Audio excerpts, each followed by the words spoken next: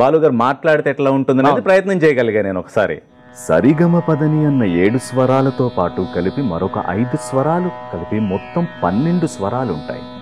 సంగీతాన్ని సాధన చేస్తున్నప్పుడు నేను ఈ చిన్నపిల్లలకి చెప్పేది ఏంటంటే, మీరు ముందు సాహిత్యాన్ని ఆకళింపు చేసుకోండి, అర్థం చేసుకోండి. మన పాటవాన్నో మన ప్రాభవాన్నో ముందుగా చూపించాలనుకోకుండా దాన్ని సెకండ్ ఫిడిల్గా పెట్టుకొని సాహిత్యానికి పెద్దపీట వేయండి. అప్పుడు డెఫినెట్గా కృతకృత్యులయ్యే అవకాశం ఉంటుంది. బాలు గారికి మిమిక్రీ అంటే బాగా ఇష్టం. అదే మిమిక్రీ కళాకారులు అంటే కూడా బాగా ఇష్టం. బాగా ఆయన వాయిస్లో చాలా వేరియేషన్స్ ఉంటాయి. అవును. ఏమిట్రా ఇందాక నాయుడికి వేలు చూపించి బెదిరించావట, పెద్దవాడి అయిపోయావా, ఇంట్లోంచి కదిలితే కాళ్ళు వెరగొడతాను.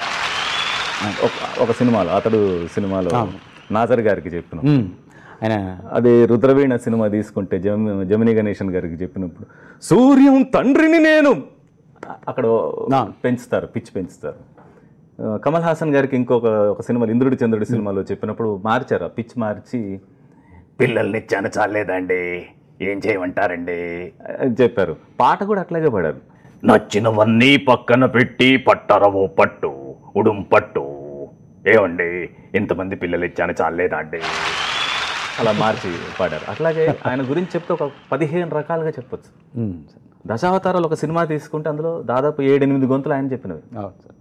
ఎవడరా నువ్వు ఇక్కడికి వచ్చావు అని చెప్పినా, లేక బామ్మగారి క్యారెక్టర్కి చెప్పినా బాలు గారు అంత మిమిక్రీ చేస్తారు ఆయన.